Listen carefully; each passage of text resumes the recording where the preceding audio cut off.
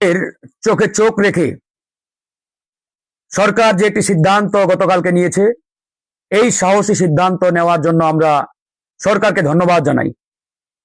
এই বাংলাদেশের মাটিতে ভারতের দাদাগিরি আর চলবে না।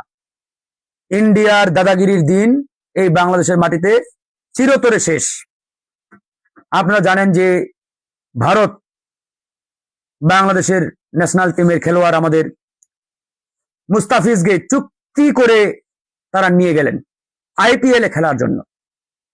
হঠাৎ করে সেখানকার উগ্রবাদী হিন্দুদের দাবির পরিপ্রেক্ষিতে ভারত সরকার বলছে তারা নাকি মুস্তাফিজের নিরাপত্তা দিতে পারবে না। তা আমাদের বক্তব্য একবারে পরিষ্কার, তারা যদি মুস্তাফিজের নিরাপত্তা দিতে না পারে, তাহলে সারা পৃথিবীর যে সকল দেশের খেলোয়াড়রা ভারতের মাটিতে আগামী বিশ্বকাপ খেলতে আসবে, তাদের নিরাপত্তা এই ইন্ডিয়া, এই উগ্রবাদী মোদী সরকার কিভাবে দেবে? চিন্তাটা করেন। এই জন্য বাংলাদেশ সরকার গতকালকে একটা কঠিন সিদ্ধান্ত তারা নিয়েছে। আমি সরকারের এই সিদ্ধান্তকে সাধুবাদ জানাই, ধন্যবাদ জানাই। সরকার সিদ্ধান্ত নিয়েছে আগামী বিশ্বকাপ খেলতে বাংলাদেশের টিম ইন্ডিয়ার মাটিতে যাবে না। এবং সরকার এটাও বলেছে তারা আইসিসিতে আবেদন করবেন, আন্তর্জাতিক যে ক্রিকেট বোর্ড রয়েছে সেখানে আবেদন করবেন যে বাংলাদেশের ম্যাচগুলো যাতে ভারতের বাইরে শ্রীলঙ্কা কিংবা অন্য কোনো দেশের মাটিতে অনুষ্ঠিত হয়। আমরা সরকারের এই সিদ্ধান্তকে একবারেই ধন্যবাদ জানাচ্ছি, সাধুবাদ জানাচ্ছি। ইন্ডিয়া আগে যে দাদাগিরি এই বাংলাদেশের মাটিতে দেখিয়েছে, চালিয়েছে, ওই জামানা আর নাই। এদেশের মানুষ ইন্ডিয়ার আধিপত্যবাদ, দাদাগিরি আর কোনোদিন মেনে নেবে না। তবে আমার দেশের জনগণকে একটা কঠিন সিদ্ধান্ত নিতে হবে। কি সিদ্ধান্ত?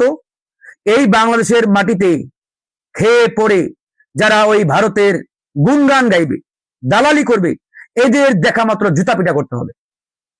কারণ এই সকল মুনাফেকদের কারণে এই বাংলাদেশ ভারতের তাবেদারিতে এতদিন লিপ্ত ছিল। আমার দেশের মাটিতে থাকবে, এদেশের খাবে পড়বে আর দালালি করবে ইন্ডিয়ার, এটা তো ভাই মানা যায় না, কোনোভাবেই মানতে পারি না আমরা। তাই আমরা পরিষ্কারভাবে বলেছি, যারাই ভিনদেশি দালালি করবে, বিদেশিদের তাবেদারি করবে, এদের বিরুদ্ধে আমাদের রুখে দাঁড়াতে হবে। আজকে ডক্টর মোহাম্মদ ইউনূসের এই সিদ্ধান্তকে একবারেই আমরা সাধুবাদ জানাচ্ছি, ধন্যবাদ জানাচ্ছি। বিশেষ করে ধন্যবাদ জানাই ডক্টর আসিফ নজরুলকে। তিনি যেহেতু এখন ক্রীড়া মন্ত্রণালয়ের দায়িত্বে রয়েছেন, তার উদ্যোগে গতকালকে বাংলাদেশ ক্রিকেট বোর্ড এই সিদ্ধান্তটি নিয়েছে যে বাংলাদেশ ক্রিকেট টিম ইন্ডিয়ার মাটিতে আগামী বিশ্বকাপ খেলতে যাবে না। একবারে আমরা ধন্যবাদ জানাই, স্যালুট জানাই। আমরা একবারে পরিষ্কারভাবে বলছি যে বাংলাদেশে আর কোনোদিন আমরা এই তাবেদারি, ইন্ডিয়ার দাদাগিরি, আধিপত্যবাদ আমরা মেনে নেব না। আমরা এখন চোখে চোখ রেখে কথা বলবো, আমরা এখন তাদের দিকে তাকিয়ে কথা বলবো। তাই এদেশের জনগণকে ঐক্যবদ্ধ থাকতে হবে, সাহসিকতার সহিত সামনের দিকে তাকাতে হবে। কে কি বললো না বললো এসবে আমাদের আর পিছনে তাকানোর কোনো সুযোগ নেই। ধন্যবাদ বাংলাদেশ ক্রিকেট টিম, ধন্যবাদ সরকারকে। আগামীতে ইনশাআল্লাহ ভালো কিছু আসবে। আল্লাহ হাফেজ।